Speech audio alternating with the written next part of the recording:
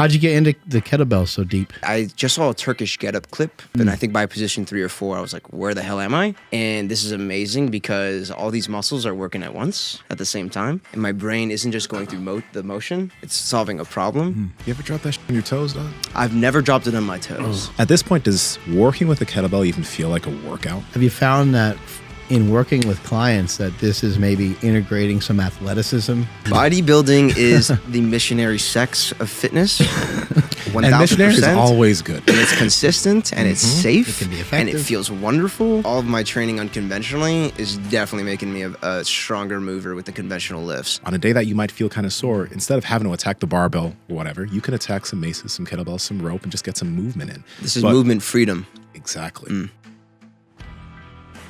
How do you think you sound with the headphones?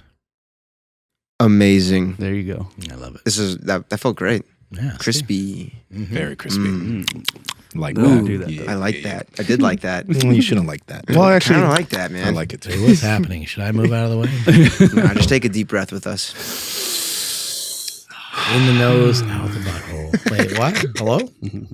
Be right at home if human garage that was here. stress. That's true. You've seen it? Seen what? You know, No, dude. should we? Yeah, let's. Are you want to sure? grab The it? butthole clip. Okay. We should start every show with this. We should. I think every guest needs to be Yeah. exposed to this. To your butthole clip? Yeah. You know who human garage is? Yes, I have. Yeah. I've seen is it a person? Yeah. So there's Okay. Persons. they're a group, and they do a lot of great fashion. Yeah, maneuvers and interesting techniques. release stuff. That's right. Yeah. So they have Interesting release stuff. yeah, they have a butthole release pretty much. Is it they didn't sphincter? take it Do they down. say Sphincter? sphincter? I think they do. Sphincter But then, release. but then he just legit just says butthole out of nowhere. Yeah. I want us to expose you to this. I think it'll. Please expose me to this sphincter release. Yeah. My Yeah, life is taking the so way I think long. it matches the theme today. Is that basically we're a tube Could change your life. we're pressurized. Good. So this is all pressurized. So this tissue here on my lips, epithelial tissue, is actually the exact same tissue as the one on my butthole. That's right. Really? I And learned the that. tube goes yeah, all the way down the at school. esophagus, through Here the we go. stomach, all the way Lips to and the asshole. intestines, large intestine, all the way to the We're rectum. doing and this it's the again. same tube. So if we are to torque fascia on the butthole, then it actually Torque. should work its way all the way back up to the neck. But what this actually does is that inside the hips, what happens is it gets torqued. If you think about it too, when people bear down, they usually bear down in one direction. And that's because there's an imbalance in the hips. Now this is a special device. And we want to get this. We actually have to go right here. Okay, so what we're going to do is we're sponsored going to turn product. it counterclockwise. Okay. And why counterclockwise? It just seems like it's the best direction because of the way it is. So we're going to hold it and you're going to breathe through it, Ross. He's in his butthole. And he's It breathing. does feel really comfortable. Even the front of my thighs. This is actually going to unloosen the hips to change a tailbone. You think it's his first time something in his butthole? A rectal No. insertion. Or to do Said it's puppy, comfortable. or for women, it would be think so. vaginal insertion. But this one here, I'm on the outside, really, and I'm just torquing it. This feels so good. I had a colonoscopy when I was younger. Does not feel good. Like, I feel like You had a colonoscopy? Oh yeah. Really? Oh, yeah. Mm-hmm. Oh, what Good happened? times. I don't know if we're officially started, but yeah, I had a colonoscopy. Yeah. What happened? I just What do they do You know, those for? I have, like a lot of pooping. A lot of stomach issues. That's where I guess I have a lot of anxiety or stress. Yeah. So I didn't like butthole stuff personally for myself. But, yeah. No judgment. Maybe you don't need the same release. No. So what you been doing, man? You've been throwing around some kettlebells. Throwing around some kettlebells, heavy kettlebells, light kettlebells. Sleep with them. I drive with them. I do put a seatbelt on them. You flew with important. those kettlebells here? No, I did not. I have my friend Melanie. Thank God with those kettlebells. Yeah, Okay. I need those in my life. How'd you get into the kettlebell so deep? I first saw a kettlebell when I went to a private studio, kind of just sitting there, and I just saw a Turkish get-up clip, and I wanted to see if I could memorize it. And so I went for the Turkish get-up, and I think by position 3 or 4, I was like, where the hell am I? And this is amazing because all these muscles are working at once at the same time. Right. And my brain isn't just going through the motion, it's solving a problem. So I kind of got that novice feeling when I was doing my Turkish get-up in that private studio. And then from there, I played with functional patterns and started to like sling the bell. So I'd do like a cross-body motion, and I'd rotate with it, and I started to feel out like the leveraging of weight, of motion, of what we talked about prior. So that was another big piece for me. And then the flipping. The flipping. I've got to pull That was some a game ins. changer for me. Who Yeah, exposed so you to that at first, actually? I saw Drew Miller, this amazing instructor, just going between the legs, and it reminded me of basketball. And I was really drawn to the playfulness of it, the hand-eye coordination, and because from the Turkish getup, I was like, oh man, like, you know, when you're doing multiple things at once, that ability to disassociate but associate at the same time, that started to create flow. I started to find flow, and with kettlebell flipping and juggling, I mean, I really started to find creativity, exploration, play. I would drop the bell all the time and not judge myself for it. I would just pick it up again. You ever drop that shit on your toes, dog? I've never dropped it on my toes. How have you Actually, avoided that? happy feet. Okay. You got to dance a little bit. Yeah. You got to stay present. But that's really the big piece is you got to stay watching the bell. You can't just watch it fall onto your feet. You got to do something about it. You got to stay aware. React. I did have somebody else drop it on me once. That wasn't fun. Where did some of this exploration begin? Because you have a standard background and education as well. Correct. In exercise science, right? Correct. University of Central Florida. Go Knights. And what do you think? Like, what drove you to like kind of find out more? Like, was there maybe a missing piece? Were you in pain? Like, what was going on? So pain has been a piece of the exploration of corrective exercise for me. But I would say the playfulness and finding a state of presence was huge when I first really deep dived into kettlebell flipping like this. At the time, I had opened up a facility called the Training Spot, was 3 months into the Training Spot, and my ex-business partner and I like split, and so overnight I was kind of like couch surfing, homeless, living at a 24-hour fitness a little bit.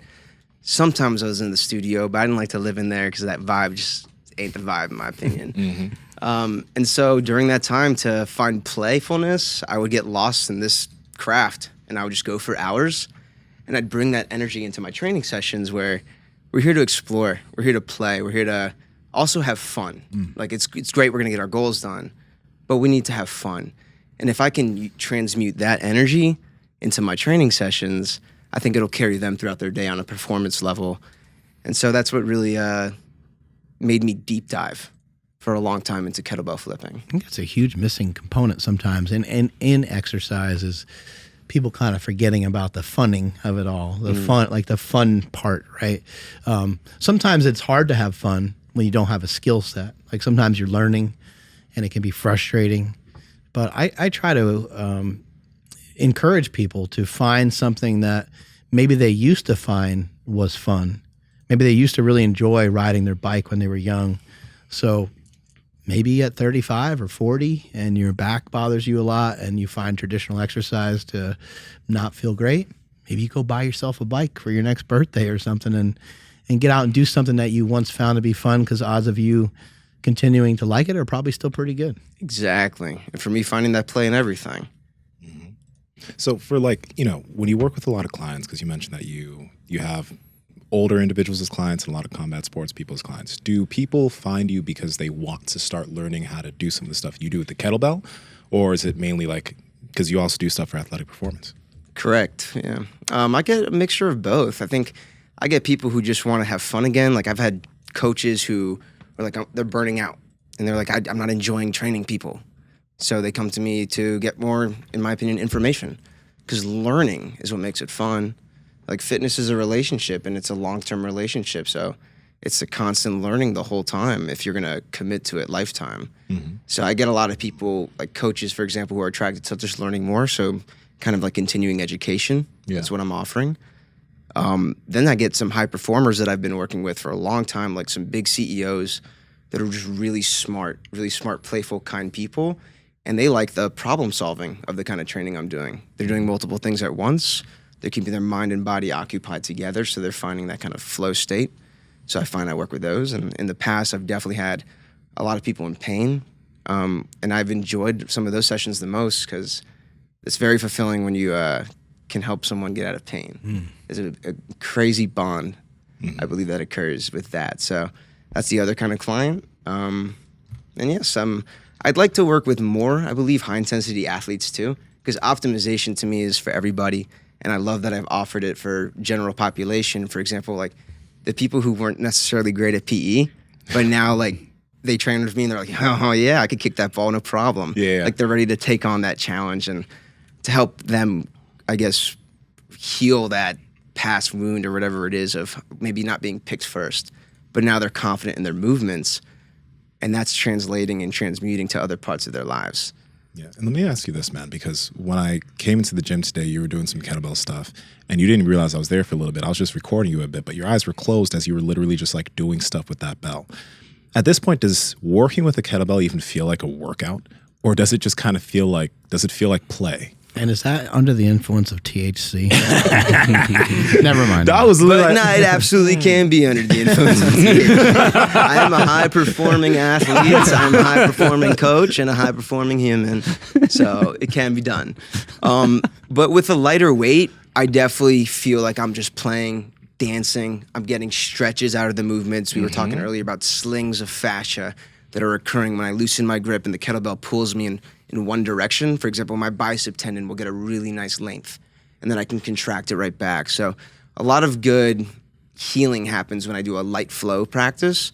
But as you've seen before, like the heavy training, the heavy kettlebells, man, does that get me high. That gets me heated in the best way. Like that gets me primal. Like I want to fucking something up. Like that I love a lot too. I get really a thrill out of heavy kettlebell training too. There's so much conditioning that goes on with kettlebell work, especially like the flipping that you were doing in that video. I would imagine you kind of get lost in it a little bit, but like any idea on how long sometimes some of these like flip sessions can last within like, let's just call it like a set?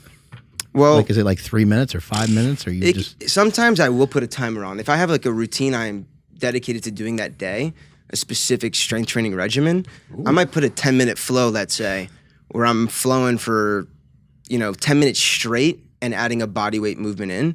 So it becomes endurance and a conditioning workout. So that might happen during a structured kettlebell flow, but there's some days, for example, that I like to train like a monster, I would say 3 to 4 times a week. And the other days I might walk in so tight, right? All those contractions, super heavy weight. And so walking into the gym and doing some light flow work for the first, sometimes like I'll put on like 8, 10 songs. I'll just let it go. And maybe 30, 40 minutes in, I've been doing it. And all of a sudden I'm like, I can work out. Like I feel ready to actually train because I've just loosened up. I've just had a lot of fun. I've found joy in the process. And so now I'm ready to potentially train even harder.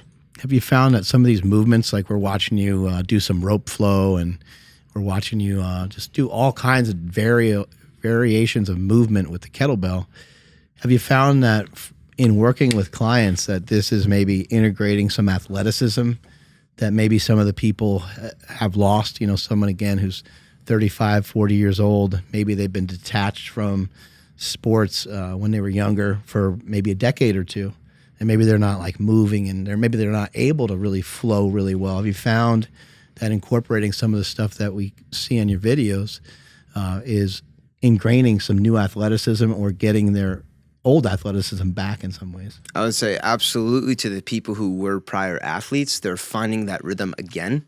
And there's a lot of us, and I think we forget about like most of the planet, Gen Pop, who are athletes, but who never found their rhythm. And so I find a lot of these things, these tools, help people find their rhythm. And we talked earlier about different modalities and different positions and different things like that. And for me, sometimes a kettlebell might not get the person I'm working with off. And that doesn't mean I'm not the right coach for them. Maybe they like to slow down with a mace. Maybe that's their vibe. Or maybe they want to come back to a rope because they used to do jump rope and they don't have the knees for it, but they have that feeling and that remembrance of what it was like to play with the rope. And so even knowing bodybuilding, you know, and teaching corrective exercise, they all have value for each person because not everyone wants that cup of tea that we love. Like I love teaching kettlebell, but I still want to help you, you know, and I want to still be able to help you because someone else might not be able to translate the same way. So. And if bodybuilding was a sexual position, would you say? Bodybuilding is the missionary sex of fitness. 1000%. And missionary is always good. And it's consistent and it's safe. It can be and effective. it feels wonderful. It's the only way to get a woman pregnant. Is it? I don't know. I don't What? believe this truth. I don't believe. Well, this. actually, someone should go test that out. I think you're actually correct. If you she's on can't get top- her pregnant if she's on top, you everything can't get her falls pregnant. out. Really? Because gravity. Fact check. Yeah. All right, You know? cool. I'd Yeah. love to know that. Don't Yeah, need to use you might protection. you might get yourself pregnant. Hey, It's possible. not sure what that means. We'll talk about it in the I next don't know if I like episode. it. I don't know. Oh god. Are you doing a lot of traditional lifts as well? Because sometimes we get so excited about like these new things that we're doing that we kind of lose sight of some of the fundamental things. Are you still doing a lot of like bench, squat, deadlift, barbell stuff? The last 6 months, I've brought it back into the game, and it's more fun than ever. Like, I'm feeling fibers better than ever from all the other modalities and all the other ways I move. So I'm recruiting fibers on a very different level. And so even like, I don't remember what I deadlifted recently, but I had a very big deadlift. I might have been, it was my biggest one, the biggest. I want to say it was like 500 to 600 pounds, something crazy up in New York recently. And I haven't touched that in forever.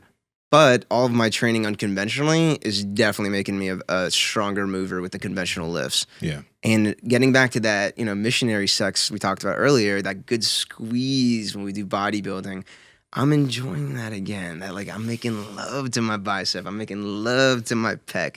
It's nice to kind of feel that again, but even deeper. And so I like this whole fitness modality. Way deeper. I'm like trying to watch out and get sprayed with something over here. Oh, Never God. know Thanks how for having me excited here, he's gonna guys. I'm so excited to be here. Very grateful. That's a really cool thing about all the modalities that you have access to. And I think anybody, even if you are working or you have a job and the gym isn't the only thing you do, if you can give yourself to build ability with certain different things, like if you don't choose and you don't want to work with a barbell for a little bit, you have options with kettlebell. You have options where you can do stuff with the rope. If you have maces at your gym, if you learn that, like on a day that you might feel kind of sore, instead of having to attack the barbell or whatever, you can attack some maces, some kettlebells, some rope, and just get some movement in. This is movement freedom. Exactly. But when you have only worked that one thing that you're really good at, that's all you have.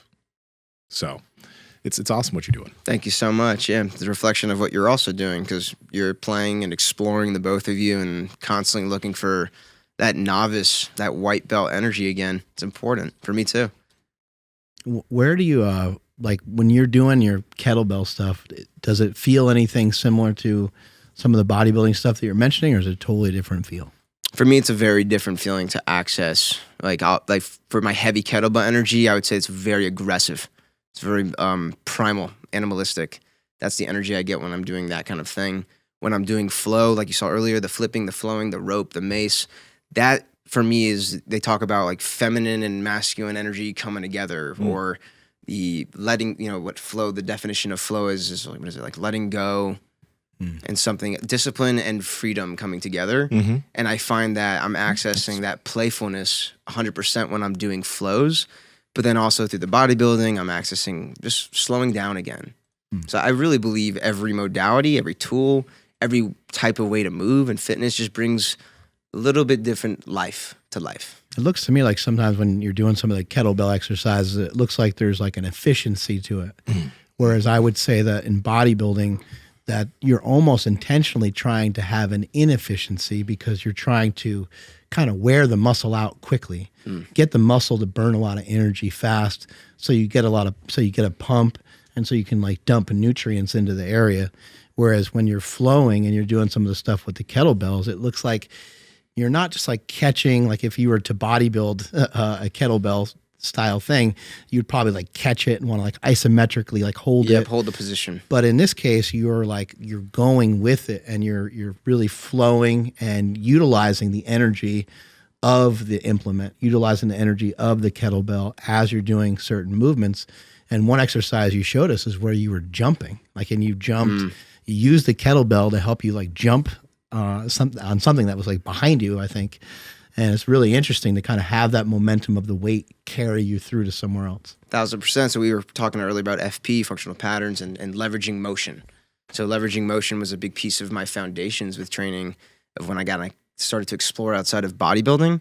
And once I found the kettlebell and I can pull myself up while the kettlebell is coming upwards with me, it wouldn't be that one. It'd be another clip. But that one's cool too. It's a push-pull. Very important. Yeah, there's also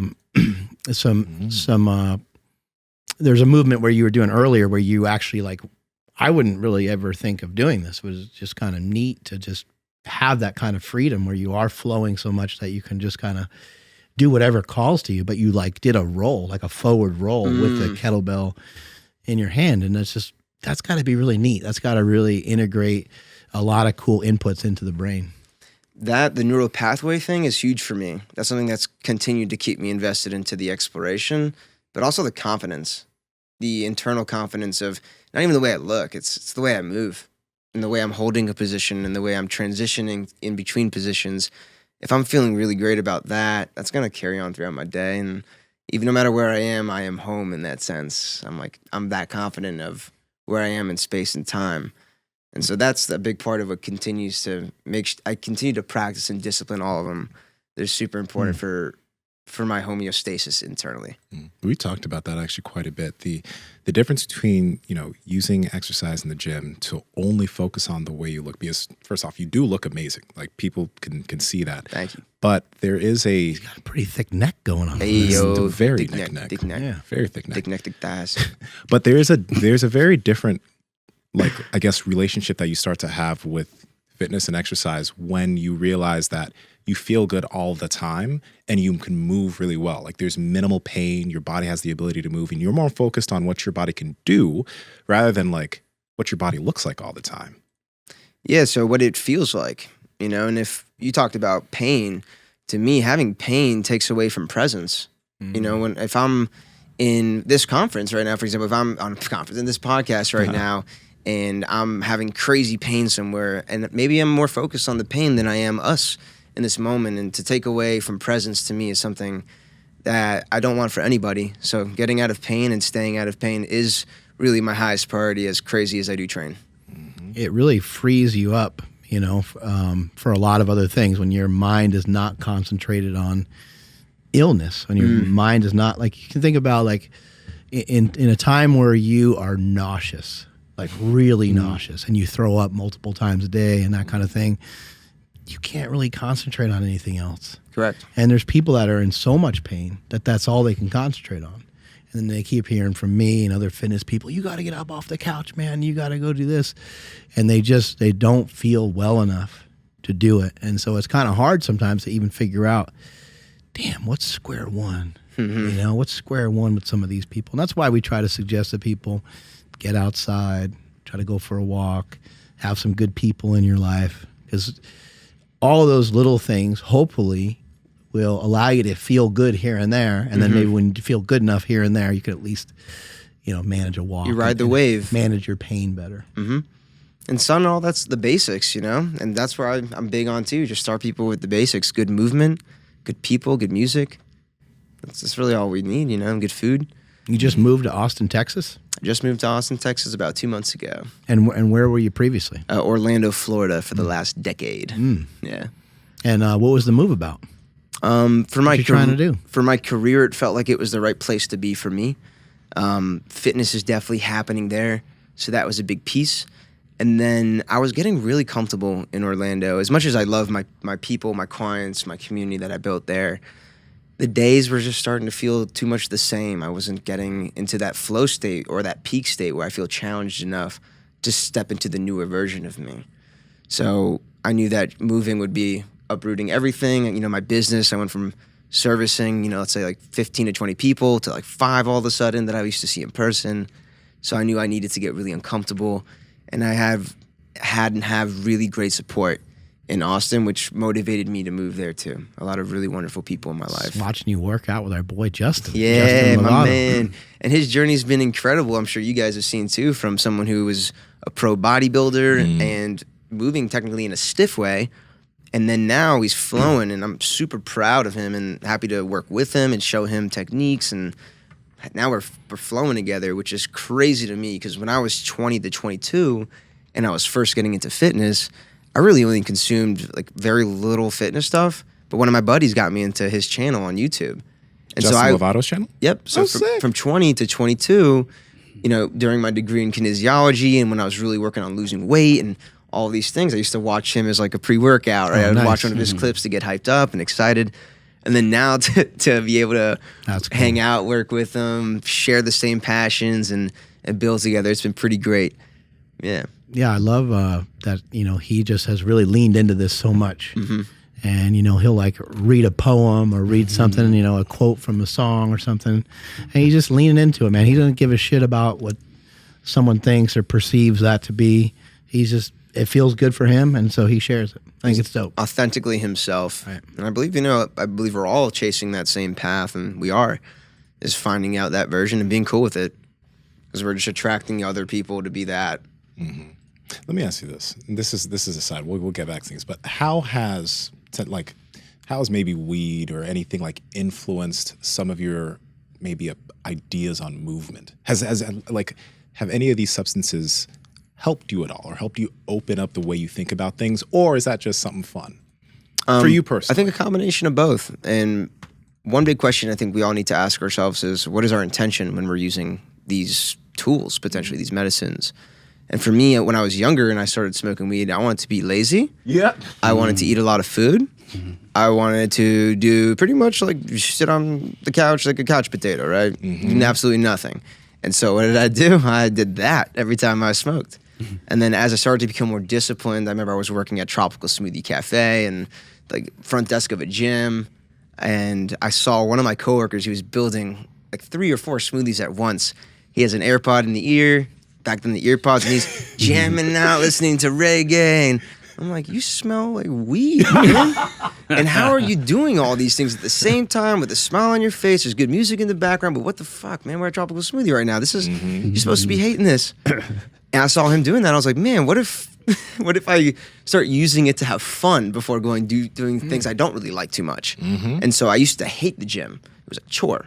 Not want to go. Ugh, burning, sweating, gross. Was not my thing for a long time. I talked to Nsima earlier about I cut off my athlete hat at 17, and so for those 2.5, 3 years, I became a turd. I was just sitting there, doing nothing, just floating, letting life with the wave take me wherever. So yeah, I figured I was going. So weed, excuse me. Right, coming back to the short-term memory thing here. High performance right here. But as I got older and I started to use it to go to the gym and to kind of use it as a pre-workout, because I noticed when I would smoke, if I had a good song playing and I'll get really into the song, okay, well, cool. Why don't I do that when I work out? When I listen to those vibrations and use this tool when I go even running. I remember running is something I've continued to do it for and with, and yeah, it's added to the experience. It's fun, and there was a time it created a deeper experience. I remember the first time I felt my pec squeeze, I was high. Like I was like, oh, my G-spot. That's what the pec is supposed to do. That's why my front delts and elbows and shoulders and triceps are feeling everything else. And so that did happen, on Marihucci. That was big for me, yeah. I know everyone has their personal opinions. Some people are like, oh, that is ruining the people, that is ruining youth and lazy, blah, blah, blah. But I mean, man, the times when I again, being intentional with it. So I will sometimes smoke and roll, and then I know in those rolling sessions, I'm doing shit that I kind of just watched, and my body's just kind of like, I'm not thinking, I'm just fucking doing some shit. I'm like, oh, that's cool. What the fuck did I do there? I've never done that before. Sometimes it seems to just open up some pathways to some shit that you've never done. And I know some people really dislike it, but it can be a very good enhancer for some. Yep. Yeah, including myself. 1000%, man. High performer. I think there's something. Smoke and roll. That's huge in jiu-jitsu. It's huge in jiu-jitsu. They have tournaments. I think it's High Rollers. There's a tournament where everybody gets blazed, and then they go compete. Yeah, it's got to take the edge off too a little bit, right? I think so. For me, for sure. I think there does seem to be something special about THC versus some other things. Like I've run with a bunch of different things before, kratom, LSD. All the drugs. Yeah, all the drugs. Let's go. And, love you, Mom. Me too, Mom. THC seems to I don't know, it seems to connect the dots in some sort of movement pattern of some kind that's kind of hard to explain.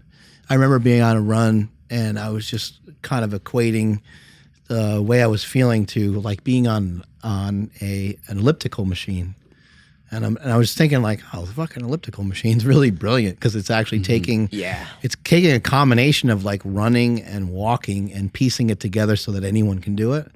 But But yeah, as your arm moves forward, your leg moves back, and vice versa, and you can kind of play around with these movements while you're running or while you're doing something else. And I think having not done THC or having not done kratom and some of these things that I sometimes will play around with, I don't know if I'd get that same experience. I don't think I'd end up there. So I think people got to do things responsibly. They got to do things in a way that they can still have control. You don't want to be like just totally blasted and go out on a run and stuff like that. Debatable. What music you listen to? Yeah, exactly. Let's exchange playlists later. Yeah, all kinds of stuff. But I think that I think it's good to explore with that stuff too, honestly. For me, it's been beneficial, and I'm not saying you got to go do it, but if you don't do it, you're a loser. Just kidding. But it's important for people to explore and listen to themselves. Ultimately, if it feels good, it's calling to you. Go for it. Be safe. Nsima, have you rolled on psilocybin? I have.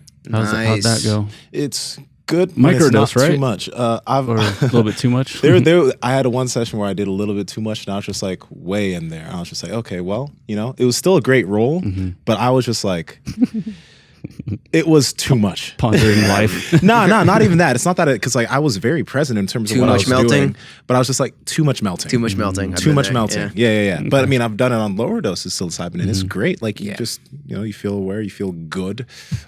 It's nice. So each individual has to try it out. Dose. Yeah. Oh, for sure.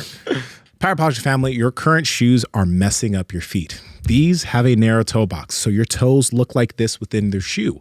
They're not flat, so you're not using your feet as you're taking every step, and your feet are getting weaker because of it, and they're stiff as so your feet aren't able to move the way they're supposed to. Throw those shoes out and get your hands on some Vivo barefoot shoes. We've been wearing Vivos for a while now. They have their casual Novices, their hiking shoes. They have different types of workout shoes. But the big thing about these shoes is that they are flat, so that your feet are being used when you're walking around the ground and you can strengthen your foot. They're flexible, so your feet aren't stuck in a cast and kept static. And they are wide. They have a wide toe box on all their casual shoes, their hiking shoes, their workout shoes, so that your toes have space to splay and be what they are meant to be. I love the flexibility of these things. So go to vivobarefoot.com. Andrew, how can they get it? Yeah, vivobarefoot.com/powerproject. And at checkout, enter promo code PowerProject15 to save 15% off your order. Again, that's at vivobarefoot.com/powerproject. Promo code PowerProject15 to save 15%. And dude, those are very valuable. Quit throwing them everywhere. Most people, they're like, don't crush my Air Forces. Well, you can just bend me. That's what they're for.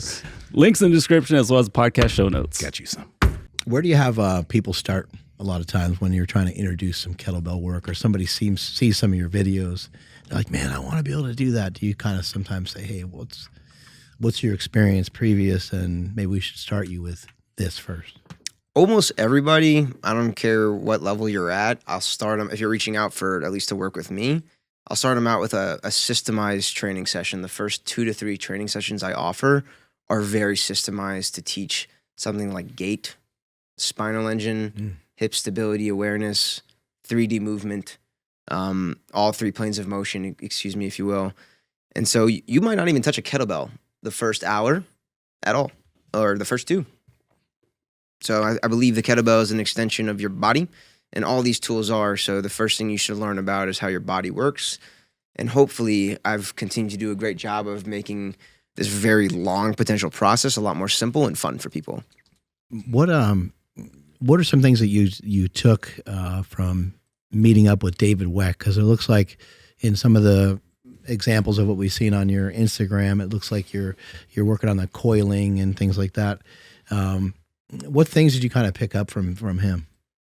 I picked up the coil, which is one of the biggest principles he talks about, which translates to every motion, every sport.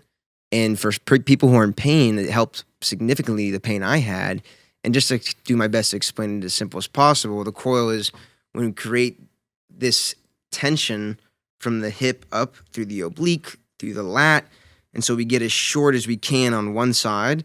And so the other side can get as long as possible. It's like an extreme lat pull down with one arm and having the other shoulder go way up. Yep, to help lengthen it and shorten it even more, right? The longer one side gets, the shorter the other side, and vice versa.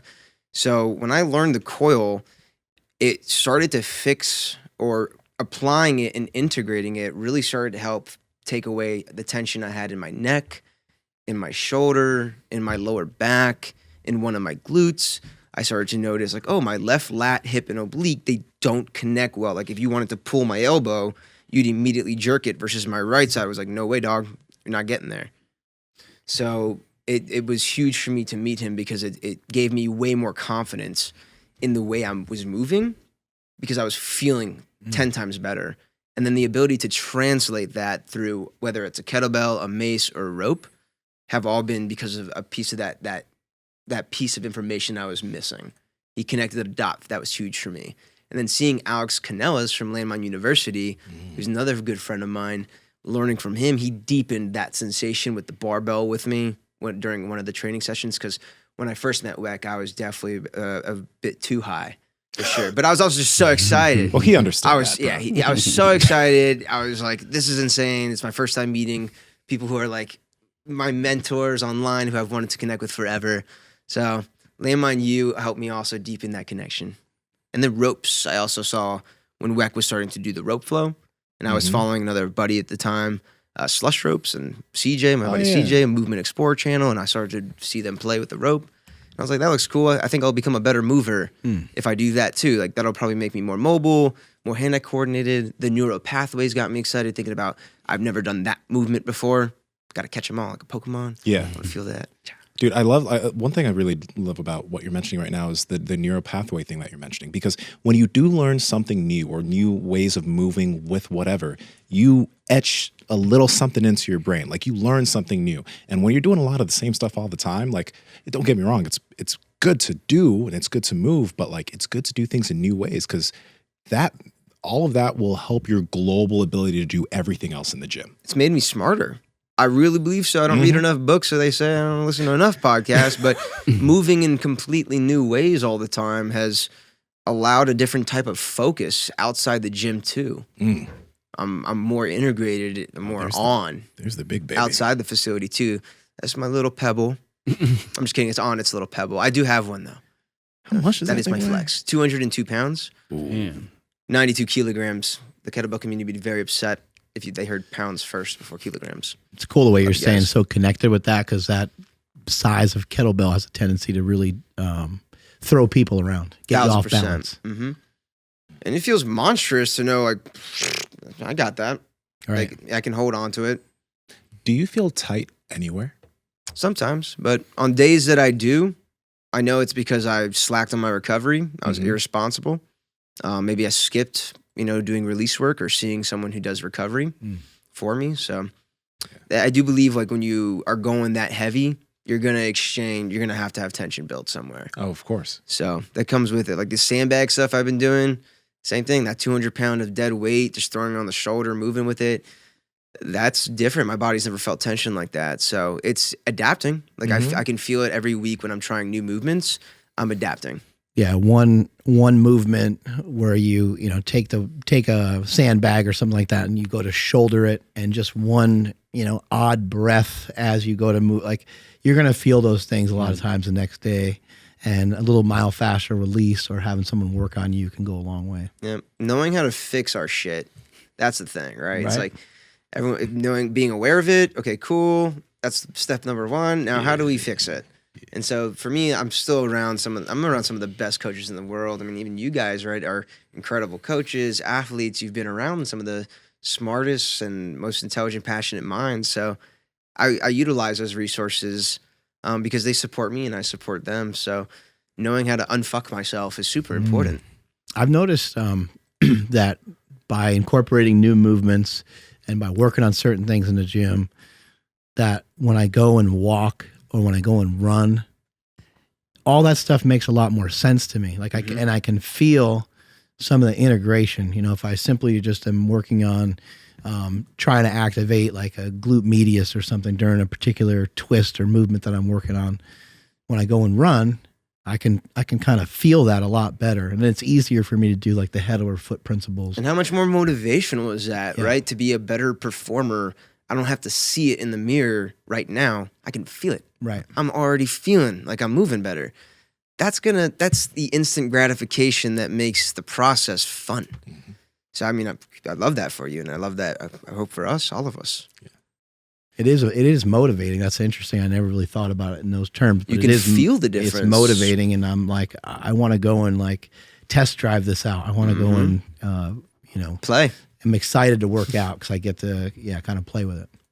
Let me ask this. You did talk about it a little bit, but if you can go a little bit deeper on how the skill of the rope has been beneficial for you, because the rope's so cool because, you could take a kettlebell anywhere. You could keep a kettlebell at the office or at home, but the rope's something that's even lighter. Like you could put that in a backpack, and even the really light ropes, like you could just have that with you.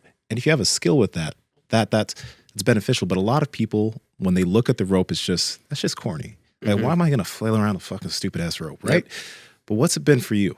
Functional wise, I would go back to the neural pathways, the ability to learn a new pattern, a new position into the transition. So for example, you guys probably saw a dragon roll, right? This is one movement. Then there's the behind the back sneaks. So now the spine is rotating and all these pieces are going together. Then I have these like tricks that I like to do where it rolls on my neck and I move it throughout my neck. So you see like I do mills. So for shoulder work, for spinal rotation, for hand-eye coordination, for fun, for flow. There's a million reasons for me. I can think about it logically, like my wrist, my grip. They understand when to release, when to hold on. My hand-eye coordination is through the roof. I know what part of my spine to turn on and where and when. My shoulders are more mobile, that I can do these kind of movements behind my back, my wrist. The little things, the fingers, they become smarter. Is that rope, does that rope have some weight to it? Has a little bit of weight. I don't know how much, but probably under a pound, like a half a pound, something like that. Yeah, it's kind of nice to have a little weight to it. I love that feedback it gives me. Right. To the fascia, you can feel a little bit of the sling of when the weight is pulling you. What are some things you learned from functional patterns? Did you do any traditional learning from them? Did you sign up for any of their courses or anything like that, or just mainly grabbing some stuff online? I had a friend of mine and a colleague from UCF who also got his degree in kinesiology, who's getting into functional patterns, and he really wanted to share it with me. He was very aggressive about sharing it with me. And when he started to explain the logic of walking and, hey, every step is a rep. Probably should be a quality rep, not a shit rep. Like think about squats. If you're doing 3 bad squats all the time, it's going to lead to a problem. If the way you're stepping throughout space and time is shit, you might feel like shit. So when he started to talk about that and showed me some of, I think I'd done a couple landmine patterns where you step and press. And then I'd done a couple kettlebell patterns, very light ones with him, like dumbbell patterns. And then I started to feel like it's also fun to be novice again, a natural rhythm, it exists. There's a structure to it technically. So some of the gate stuff I got was from them, or the ideologies, not technically certified or actually registered or anything, but I love what they're about, and I think it's important too. That's cool. I think it's important for people to know like that you don't have to always take courses. Like it's great that people offer things like that, and I would encourage people that want to take a deep dive, sign up for courses and things like that, but there's still so much free information out there, and you could piece together a bunch of free information. I think you mentioned that you saw some of the stuff from Goda as well and incorporated some of that. But again, probably not, you're not like signing up for courses or going to every seminar they have. You just saw a couple things online. You're like, I think I agree with that. I'm going to try it. Or it reconfirms, right? Things that we were already trying. Like for me, when I saw Goda doing what they're doing, I was like, oh, technically a piece of this I've been doing for years. I didn't know what Goda was, but I felt it. I felt what they were talking about with the Boeing. So to me, when I saw that confirmation there, I was like, oh, cool. So another place to integrate or reconfirm. Or again, like, do I want to keep this in my toolbox? Do I want to dispose of it? Let me ask you this. How do you think personally about your progression as a coach? Because you are continuing to learn so many things. You're applying it to yourself. You're applying it to your clients. You're not dogmatic, though. Like, you're not like, it's amazing how you've been able to take ideas and the concepts from these different things, from functional patterns, Goda, WEC, etc., and landmine, and you mush it all together into some of the things you do and some of the things you practice. But how are you consistently keeping an open mind? Surrounding myself with people who are just stronger than me, who are exploring more skill sets than me. And I need to. It's important. We're leaders. We need to constantly reevaluate us as people, as coaches. We got to check ourselves too. Like, it's important to be around others who can check me. super important. And that helps too, finding other people who are also extremely non-dogmatic. So I think that's a big piece, just kind of surrounding myself with as much of those kind of people, like yourselves. Like even right now, like I'm around people who are constantly exploring. So it's gonna, like today we talked about maybe I will go do jujitsu today. I would like that. I'm a novice. I'm only gonna go if I'm around people who are doing it. So yeah. And even like Pilates yesterday with Ryan, like that was my first Pilates session. Same here. Like, you know, that was amazing. And so I keep an open mind for sure. What about food? What do you do from a diet perspective? Right now, the last like 3 or 4 months, I dropped, I want to say it was like 10 pounds, went from like 194 to like, I think about 180-ish right now. And a perspective flip that happened recently was choosing food instead of food choosing me. And I wanted to feel free when I was eating something, not that I earned this or that I got to go make up for it the next day. And noticing that food has been choosing me for the last couple of years for the most part, which accumulated more body fat, that kind of upset me because I was like, man, that's not freedom. That's not me being authentically me. That's me giving into my emotional distresses, and I'm letting my emotions make decisions for me. So when you say food choosing you, you mean like, what do you mean exactly by that? Can you So go deeper? I'll do my best to do that here because this is still a new journey for me to explain it this way. Okay. But ice cream was something I had almost every day, or lots of chocolate. I love chocolate. So that was something very easy for me to grab is 2 or 3 protein bars. So before I would just go grab it versus like actually taking the time, like, is this for the function or is this for pleasure? And if this is for pleasure, how much pleasure have I been having? Do I want to have too much pleasure? And so starting to examine it like that, is this a pleasure food? If it is, cool. I love that. But is this aligned right now with your goals? Is to experience just this pleasure? Are you happy with where things are there? So taking more time to be thoughtful when I made a food decision and still do. Yeah, and like, why does this food rule over me? You know, why can't I? You have disciplines in a bunch of other areas, and you're like, I think I'm pretty badass when it comes to working out. Like, I don't have any problem with that. I'm throwing around these kettlebells. Like, I should clean up my diet and stop being such a pussy. Straight up. I want to stop being a little bitch. It's important. I want to own myself. I want to make sure that I can walk the walk all the way. And Yeah. I got to feed myself the best fuel I can. I'm still completely working on that journey, like I said, but I'm getting the hang of it. Even when I was in New York, I noticed a trend where usually when I hang out with whether new people or old friends, I want to indulge with them as much as possible because I love them and I love the moment that's happening, and I want to share that through even a bigger sensation, which is 3D, right? Like 3D food, like feels so good. And I started to notice day one I was in New York and I'm just eating trash with my buddy who that's what he likes to eat. And I was like, man, like I not only am I seeing the difference in my body, I'm feeling more sluggish. I'm not feeling like I'm in control right now. This isn't a full pleasure decision. This is just me eating out of like the love for being with somebody instead of having some real dialogue. Let's have some real conversations, which when I recognized it that day, day 2, we connected way more because I had real dialogue with him. My buddy Tom out in New York, the Strength Factory. Shoot him out there. He's a great guy. And yeah, just catching my pattern there where I'm like, man, when I'm around people, I just want to eat. Or really, I just want to connect. And so I'm going to connect through dialogue or training or something else. Super common, you know, like you meet a friend out and you eat a bunch of pizza or drink. You know, drinking is always kind of associated in there somewhere too for a lot of people, and it just doesn't need to be. Like you're going to see your friend that you haven't seen in a long time. You can't why can't you just drum up a good conversation? And if you feel like you need alcohol or food to do it, then I don't know. Maybe it should just be a little question mark. It doesn't mean anything bad. But No, if you want to. That's the truth of it for me right now because, you know, alcohol is something I've not fully eliminated out of my diet, but sometimes, yeah, like even yesterday I had a little glass of tequila and a joint. And I was like, wow, this is so nice. I'm just chilling. I'm not doing shots every day. This is just a mood. It's Wednesday. I just got to Sacramento. It's beautiful sunset. I'm with good company. I'm with good people. I feel safe in the environment. I'm not going to do something to create instability right now. So I think it's again, it comes back to freedom, like balance, right? Do I really want this? And if I do, like, cool, because I'm here to be a human too. Yeah. I mean, fuck around and find out and party and, you know, because me and my buddy Justin, you guys know, we were talking about like 4D, like, you know, and we are love. You know, everyone's love, right? Amazing. So we're love, that's great. But I'm here on Earth in 3D to have a good time too, to feel things, to experience pleasure, to experience life. And why not enjoy the suit? Why not enjoy the process of it and exploration of it? Because we're here to do that.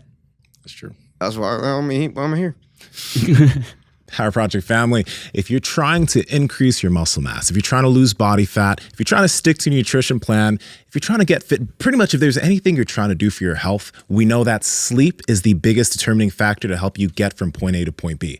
That's why we've been sleeping on 8 Sleep mattresses for probably more than 2 years now. And the main reason is the technology behind the Pod Pro.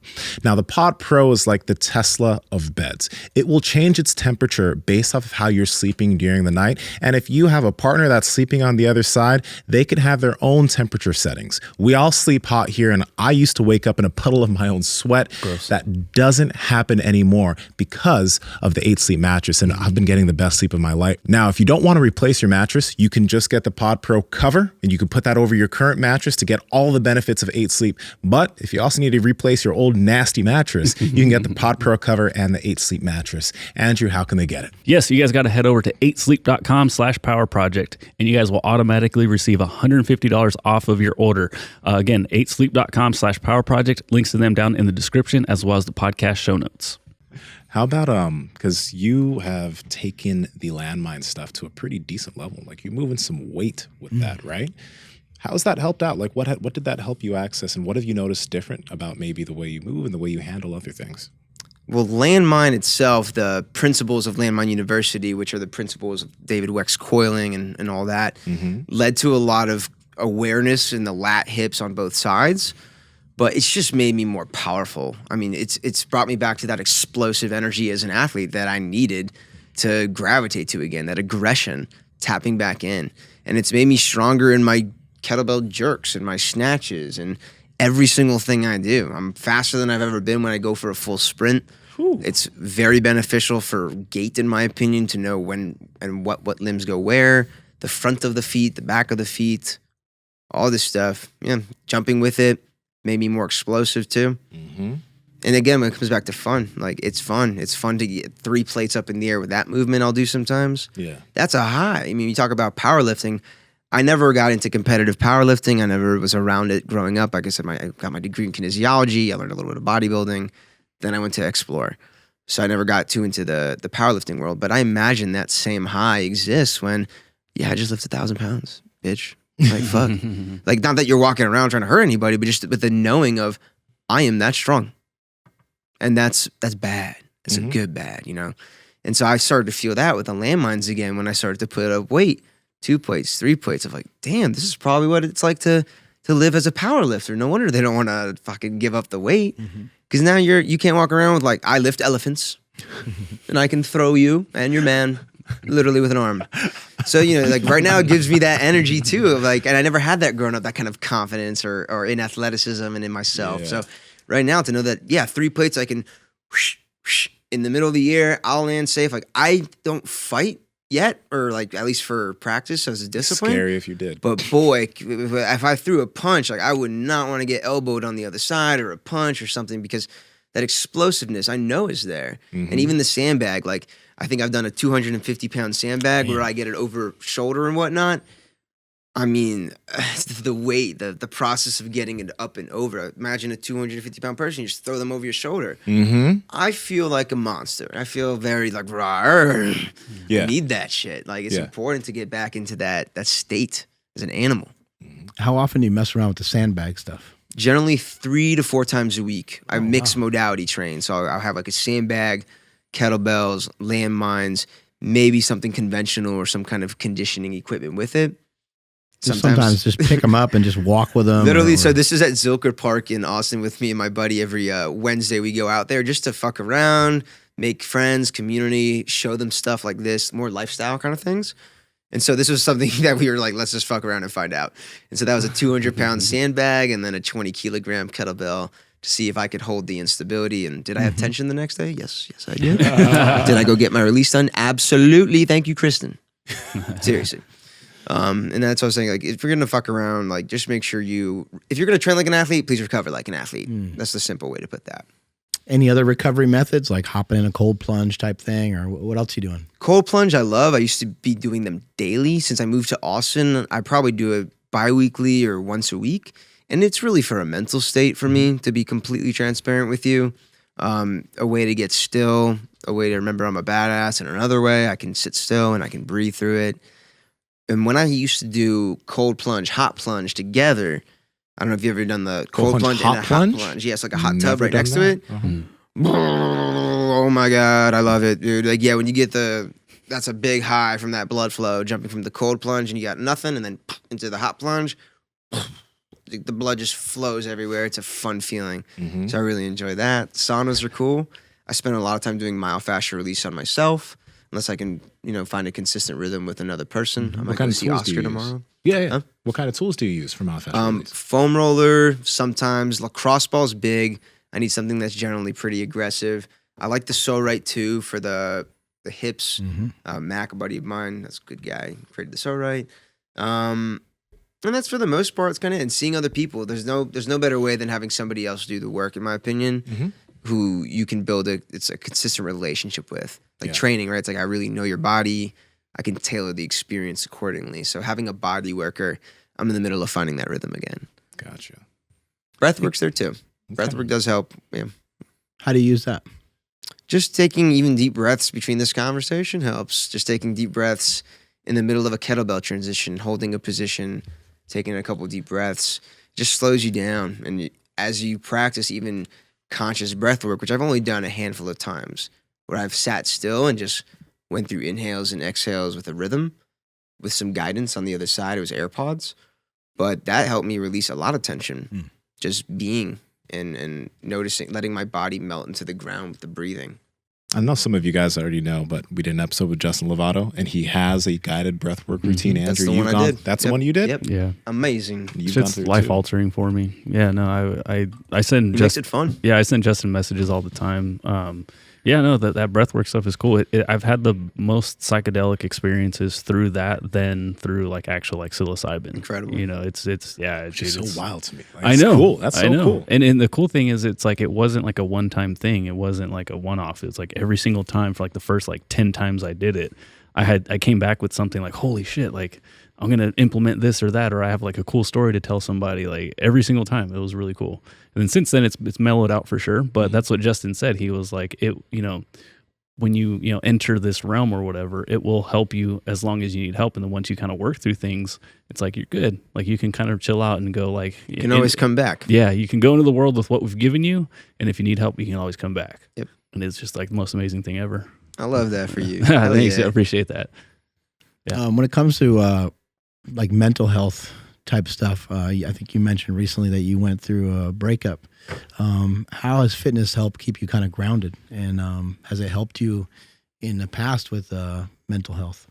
Just doing something that disciplines us, something that grounds us over and over again, knowing that that's me. I always have my back. And just because I feel low doesn't mean I need to act low. So, for example, if I have, whether it was a death or any kind of transition that's tough, that creates, lower vibrations, quote unquote, like, I'm not going to stop training. That makes me feel good. I'm not going to only play music that makes me feel sad. Then I'm going to keep feeling sad. So fitness has always been something where I come back to me. I know I'm great at it. I love it. I always feel better for it. And so I haven't stopped in 10 years. I can't. Yeah. Also, have you always been you seem like a very sociable person. You seem like someone who likes to make a lot of friends and connections. Have you always been that way, or is that something that like you started doing a little bit later? I've always loved people. Yeah. When I think about when I was a child, I did go up to like older people and would just chat. Yeah. And explore. And even the kids, I was pretty playful. And I got in my head for sure from probably middle school through almost half of college, most of college. And finding flow in a lot of these practices really helped me pull my head out of my ass. It brought me back to like, man, people are here to connect with. I'm not an NPC character here to walk my whole life just fucking doing the motions. There's main characters everywhere, and it's a way more fun game right? Like life's a video game in that sense. Like it's a way more fun game when you find your team to go on quests with and to do fun things with. And so I really picked that up as I got into personal training and then meeting and connecting with individuals. And when I owned a gym, I owned my facility for 4 years. You got to build relationships. It needs to be who you are. It's got to be a truth of who you are. So I think I've always been pretty social, but the last, I would say 10 years and 7 years, especially in training, has made me way more confident. Just getting to know people on an interpersonal level, personal training. We start to realize that we're all the same. Oh yeah, we're all fucking freaks. We're all weird in our own ways. It's like and everyone's just doing their best to get by. So I'm always down to connect with someone. When you're working with somebody that is in pain, like let's just use back pain as an example. Some of these like coiling movements and stuff like can be painful. How do you like talk somebody through and convince them to like trust that their body can handle these movements? Because I know for me personally, whatever it was, it's like, my back's going to stop me before I even try, So like, how do you go about convincing them that their body is capable? I believe they need to convince themselves. So just guiding them through potentially different stuff. Like, for example, maybe coiling does make them hurt. Who am I to tell them that their pain is not valid? So maybe we start with release work. Maybe we start with getting rid of some of the inflammation around the area. And now you feel a little pain relief. So now you have hope. If you have a little hope, now you trust me a little more. Hey, Karen, I need you to fucking walk. I need you to squat, whatever it is. I need you to rotate. Like they're probably more prone to listening when the pain starts to go down. So I always address pain first when someone mentions it to me, because I believe if we don't, and a lot of it in the industry and trainers ignore this, is they'll hear like, oh, my knee hurts. Okay, cool. 10 more squats. If we don't listen to the person in front of us, like, what the hell are we doing? That's not being a leader. It's not guiding. It's not coaching. So start with addressing pain and make sure that they're heard. Yeah. What if somebody just simply wants to get jacked? Would you still recommend like some of this flow work, kettlebells and landmines and that sort of thing? I think it can play a role. I don't think it should be your main sauce only. I think having structure is super important. So for example, for me right now, I'm working on staying lean, putting on a little more size, but staying extremely fluid. So I don't flow like flip and flow 5 days a week, or I used to when I was younger a few years ago. Now I'm only doing that maybe twice a week, maybe 3 times a week if somehow it comes down to it. Like on Wednesdays, doing that Zilker Park thing with Justin, that's a way to keep me accountable to play. Because else I'll get too lost in like the very aggressive lifts, and that starts to translate in life sometimes. And I don't always need that aggression, that energy all the time. I just want to be able to access it. Yeah, it's really cool kind of how you kind of described it earlier in the podcast. Like some of those heavier things may get you feeling a little bit tight, but those other days where you're getting the flow, it's like you're working out but decompressing to get you ready again for those heavy days. And then, am I butchering that, or does that seem to be kind of how you look at it? That is how I look at it. Yeah, it'll like, for example, on a day that we were showing with the crazy kettlebell stuff, sandbag, super heavy, the next day I might not start off with flipping. I might start off with a very light kettlebell, 8 kg to 12 kg, and start doing some light flows into Cossack squats, into 90s. Kind of what you saw me doing earlier in the gym today before the flipping. So I was just getting my body to decompress. Gotcha. Yeah, so I do feel better generally after, and sometimes I can get a great lift in. And originally I was like, oh man, I'm fucked up today a little bit. Slow down. And then I'll do that and I'm ready to go. Let's go. Right now, I know you're looking in the mirror. You're getting ready for your nephew's quinceañera. You have a long sleeve on that looks horrible and your pants don't fit right. That's why we partnered. I don't know why you're laughing. That's why we partnered with Viore Clothing. You see, this is the Boulevard shirt jacket. Fits great, stretchy, feels amazing. It's the best long sleeve in my closet. And one of the biggest things that we love about Viore is that they have clothes that you can wear to parties. They have clothes that you can wear in the gym. Like I said, your nephew's quinceañera. You can look great wherever you go if you step your fashion game up. Plus, this stuff feels like baby skin on your skin, which is kind of creepy, but at the same time, it's kind of nice and you know it. Andrew, where can they get it? Yes, you guys got to head over to viore.com/power project. That's VUORI.com/power project to automatically receive 20% off your order. Links to them down in the description as well as the podcast show notes. Fucking hell. You mentioned you didn't really like the gym. What was kind of your first exposure to the gym, and why do you think you didn't like it? I want to say it was basketball. one of my weight training coaches, and they didn't show us how to do it. You know, I think when we are not confident at whatever we're doing, we don't want to go keep doing it. So not knowing why I was doing leg press, even though like it's not going to make me jump higher really, it's not really like jumping off 2 legs like that. I don't know. All these things, they didn't create the intention for it. What's the logic of it? What's the why? They just said, go do it. And so that really took the fun out of learning. So that was one. I sucked at it at the time. So that was 2. I didn't want to keep doing it. So that was the beginning exposure, sadly, looking back at it. Wow, great question. Didn't think about that in a long time. And then what got you like it so much. And then what got you kind of back into it? What do you think it was? Well, after high school, I stopped playing basketball at age 17 competitively. And for a couple of years, I accumulated a lot of body fat.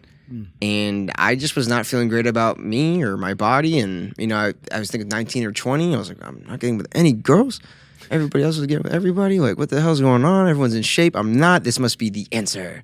And so my ego really drew me back to the gym. I can honestly tell you that. I was like, I need 6-pack abs today, tomorrow, please now. It's going to change everything for me. In a lot of ways, yeah. You know, it got me into the door. You know, we talked about earlier, you know, get you off the couch. Bar stars, right? We talked about earlier, bar stars, pull-ups, crazy like gymnastics looking stuff. Yeah. That's something that made me want to try new fun training, like make me feel badass, be lean, right? But then also, hey, I wanted to get with women. And if that's going to do it, having 6-pack abs, if I think that's the way, I went to go follow that way. And was that the answer? Sometimes. Just depends. Yeah.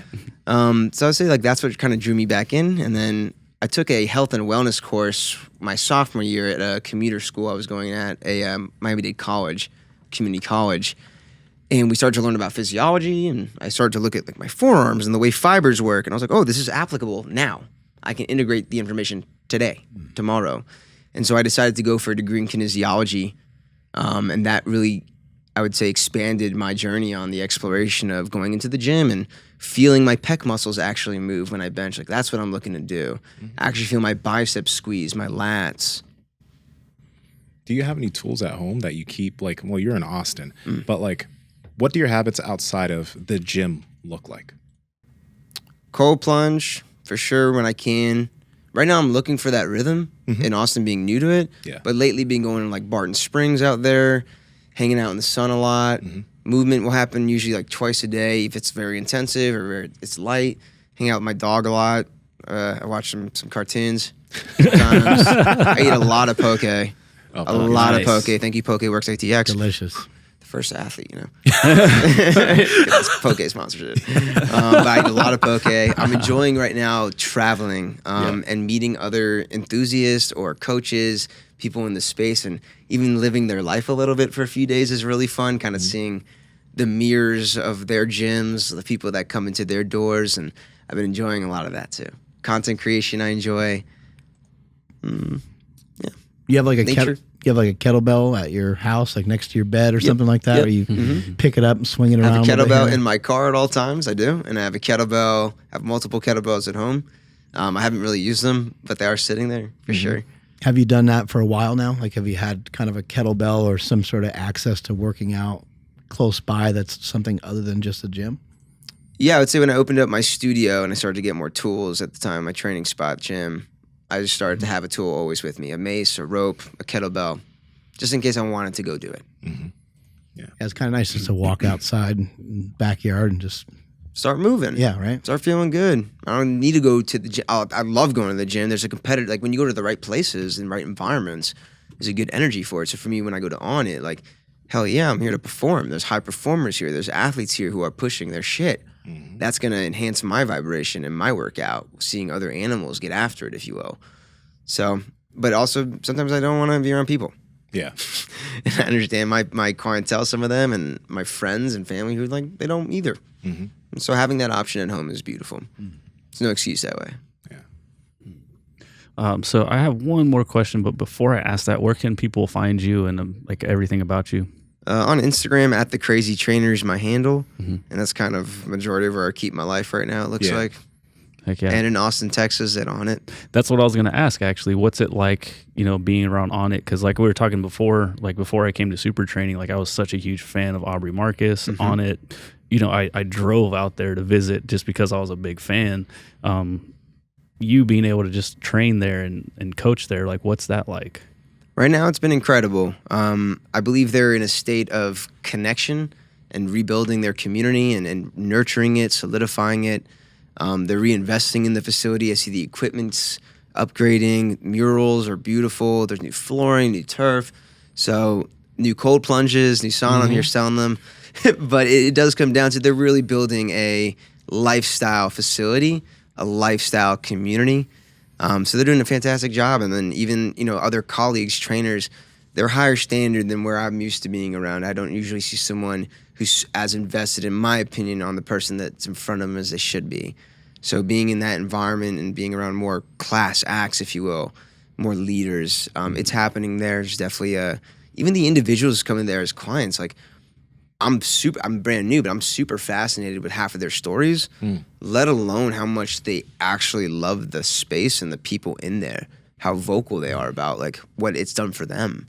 So as someone who used to own a facility, and honestly, I made the training spot in a way, it was influenced by a company like On It. It had unconventional training. It had superheroes, right? It had like your superheroes, the Avengers. Like I was like, man, like I want to build that version in Orlando. And so being at the vision that I was building in Orlando and being in it, it feels incredible. Yeah. I think you mentioned that Aubrey Marcus bought it back, huh? Correct. That's really cool. Yeah, so that to me was big too. That shows to me why he's investing back into it. Community always wins. The support, the people, they have to come first too. Like it's weird, right? We have to come first, but we have to, for them, we have to come first. We just did an awesome episode with Jarrod, the crazy trainer. Lots of butt stuff. But if you like other things that stuff. aren't maybe that stuff, you can check out this episode with Landmine University, Alex Canellis. Coil, Great guy and super explosive. You should check it out. Should they check it out? check it out. I think it's they gonna be should. the best day of your life. Do it. You should be there right now. Right now. Go.